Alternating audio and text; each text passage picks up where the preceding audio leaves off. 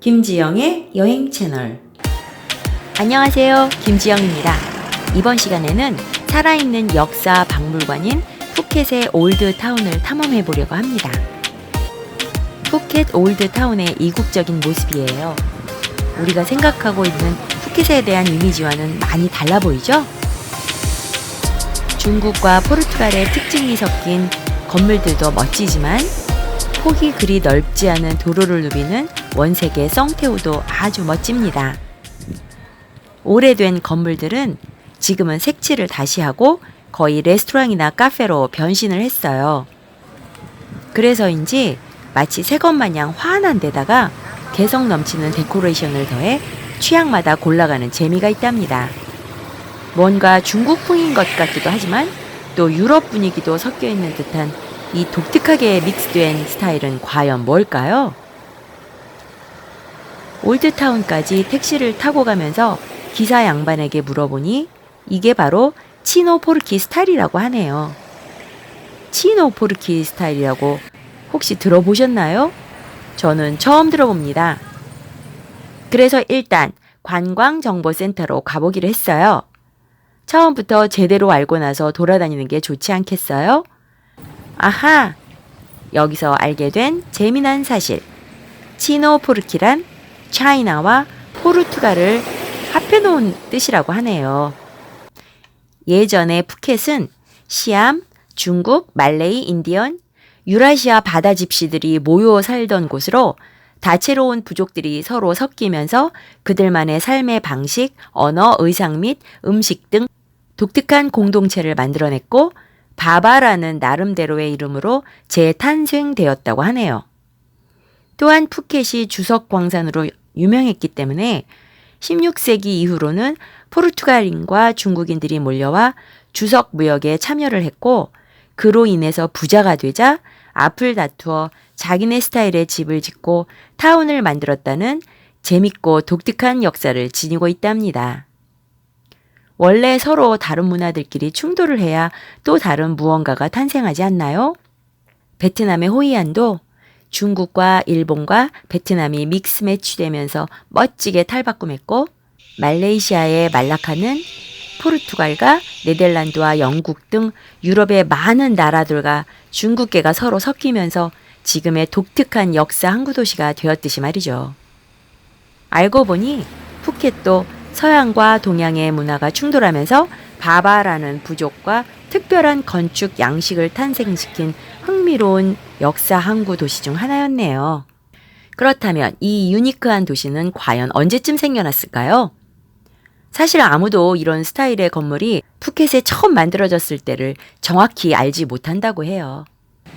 단지 라마 5세의 집정 기간 중 찍은 사진에 나타난 것을 보고 추정할 뿐이라고 하네요. 자, 이제 푸켓 올드타운에 대한 브리핑도 했으니 본격적으로 탐험에 들어가 볼까요? 치노포르키 스타일은 크게 두 가지로 구분되어지는데요. 그건 상점과 대저택이에요. 과거 부유한 상인들의 대저택은 현재 박물관 등으로 남아있고 상점이나 호텔도 거의 관광객들을 위한 카페나 게스트하우스 혹은 레스토랑으로 바뀌었지만 아직도 예전 그대로의 모습으로 그 당시에 팔던 향료나 약품들을 변함없이 살 수 있는 상점들도 여러 눈에 띄었어요. 요게 바로 바바 스타일인가요? 중국풍의 찻집도 어딜 보나 하나도 변하지 않았을 것 같은 느낌이 팍팍 들어옵니다.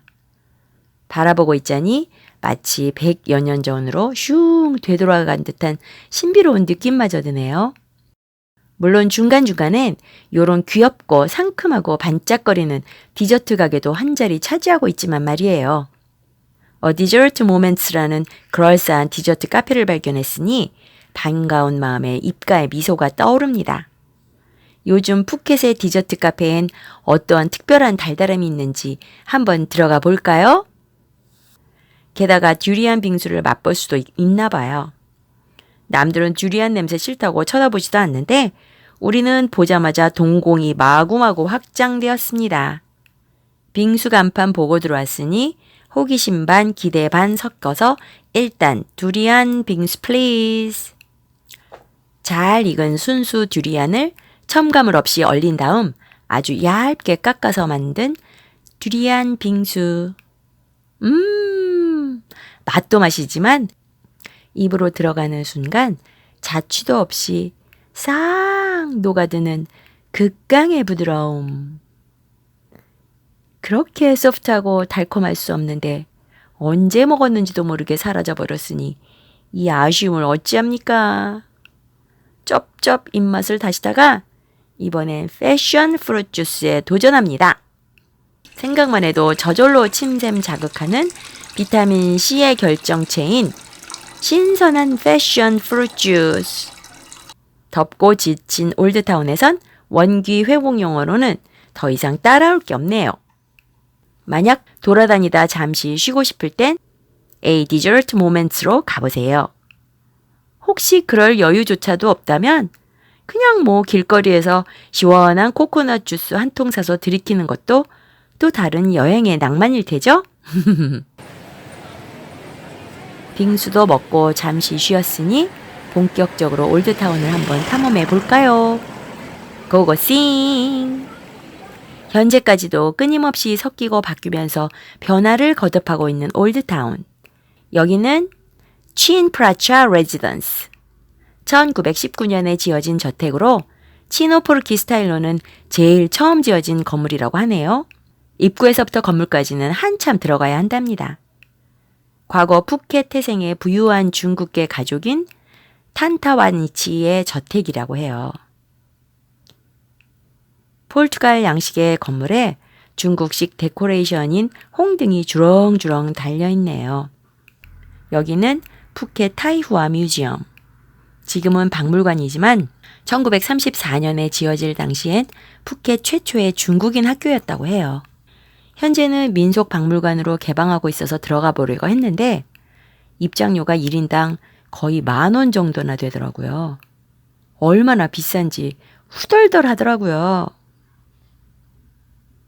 그래서 일단 로비까지는 들어갔으나 그렇게 비싼 돈 주고 볼 정도는 아닌 듯하여 돌아 나오려는데 관리인 아저씨께서 깎아주시겠다더니 1인당 7,000원 정도면 어떻겠냐고 하시네요. 그렇지만 그것도 비싸더라고요. 그래서 우리 3명 다 합쳐서 7,000원 정도면 어떻겠냐고 다시 물어봤거든요. 그랬더니 아저씨께서 멋쩍은 미소를 날리면서 그냥 가라고 하네요. 그래서 얼른 나와버렸지 뭐예요. 국가에서 운영하는 역사적인 박물관 같은 경우는 너무 비싸게만 받을 일이 아니라 상대적으로 저렴하게 해서 좀 더 많은 사람들이 볼 수 있게 해야 하지 않는가요? 여행 중 갑자기 찾게 된 박물관이라서 그런지 입장권을 선뜻 살 만한 가격은 아니라는 개인적인 생각이 들었거든요. 사실 푸켓 올드타운 같은 경우는 일부러 비싼 입장료 내면서 들어가지 않아도 치노포르키 건축들 사이로 거리를 걷기만 해도 과거의 낭만적인 분위기로 충분히 빠져들어갈 수도 있고 또 크고 작은 사원도 여럿이라 볼거리 즐길 거리가 천지거든요. 푸켓 여행 중 시간이 허락한다면 하루쯤은 살아있는 박물관인 푸켓 올드타운에서 역사의 숨결을 느껴보는 것도 못지않은 즐거움이라는 생각입니다. 코로나19 때문에 해외여행에 발이 묶인 모든 여행자 여러분들, 오늘 프로를 보시고 힘이 되셨으면 좋겠습니다. 푸켓 여행에 도움이 되셨다면 좋아요와 구독, 그리고 알람까지 모두 부탁드립니다. 오늘은 여기까지. 다음 시간에는 더욱 유익하고 즐거운 여행 소식 들고 찾아올게요. 안녕. 김지영의 여행 채널.